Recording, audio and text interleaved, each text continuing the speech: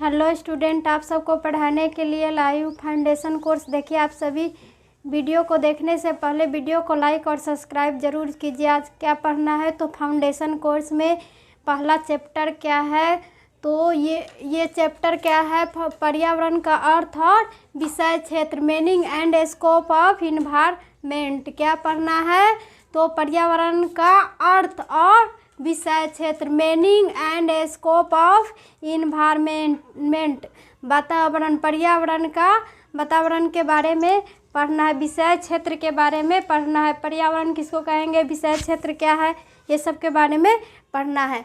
तो पर्यावरण से क्या समझते, फर्स्ट क्वेश्चन है, पहला नंबर क्वेश्चन है किसमें, तो फाउंडेशन कोर्स का पहला चैप्टर से। तो ये पहला नंबर क्या है, तो पर्यावरण से क्या समझते हैं, पर्यावरण से आप क्या समझते हैं, पर्यावरण से क्या समझते हैं, पर्यावरण के विषय क्षेत्र का वर्णन करें। और पर्यावरण के विषय क्षेत्र का क्या करना है, तो वर्णन करना है, वर्णन करके बताना है। तो what do you mean by environment, क्या है, तो what do you mean by environment, आप वातावरण से, पर्यावरण से क्या समझते हैं। What are the scope of environment, आप बताना क्या है, तो पर्यावरण का विषय क्षेत्र के बारे में बताना है।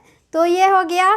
क्या इसका आंसर अब क्या होगा कि पर्यावरण से क्या समझते हैं और पर्यावरण के विषय क्षेत्र का वर्णन करें। तो इस पृथ्वी पर जितने भी प्राणी हैं, इस पृथ्वी पर जितने भी प्राणी हैं, पेड़ पौधे, ये सभी क्या है, पर्यावरण का ही देन है।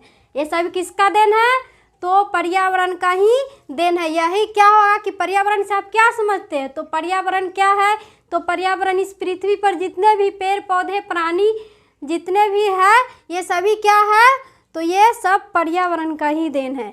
तो यही क्या होगा कि पर्यावरण से क्या समझते, तो पर्यावरण का ही, पृथ्वी पर जितने पेड़ पौधे सभी ये किसका देन है, तो पर्यावरण के ही देन है।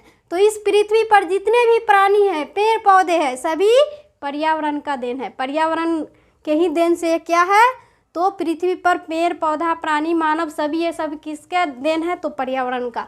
तो मानव की समस्त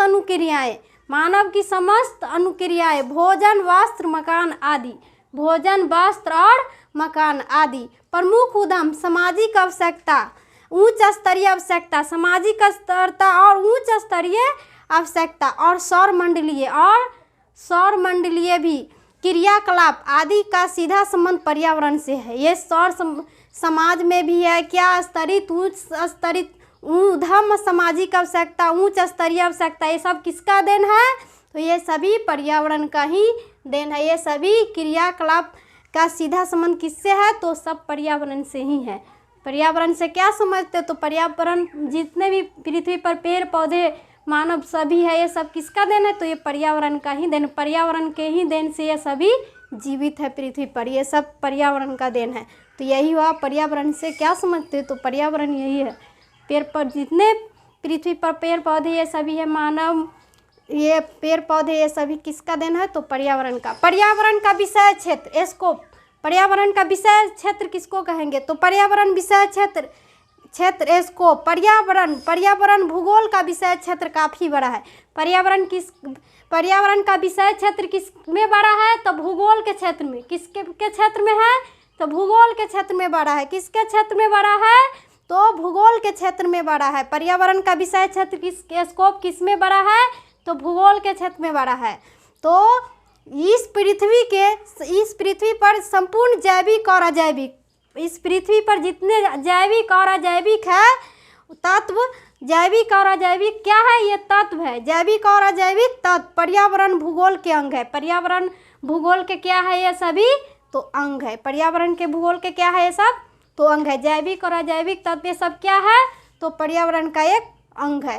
वे सभी शास्त्र जो इन तत्वों का ही अध्ययन करते, जितने भी ये शास्त्र है भूगोल के क्षेत्र में, सभी किसका अध्ययन करते हैं, तो यही पर्यावरण का ही अध्ययन करते, भूगोल क्षेत्र का ही अध्ययन करते हैं। तो इसके विषय क्षेत्र का अंतर्गत आते हैं, और इसके विषय क्षेत्र के अंतर्गत ये सभी आते हैं। तो जैविक तत्व, मानव, पशु, ये सभी होते हैं। क्या है जैविक तत्व, तो मानव, पशु, ये सब क्या है, तो जैविक तत्व है। मानव, पशु क्या है, ये सब जैविक तत्व है। यही हो गया क्या, तब पर्यावरण से क्या समझते हैं, पर्यावरण का विषय क्षेत्र का वर्णन करना है, तो यही लिखाएगा।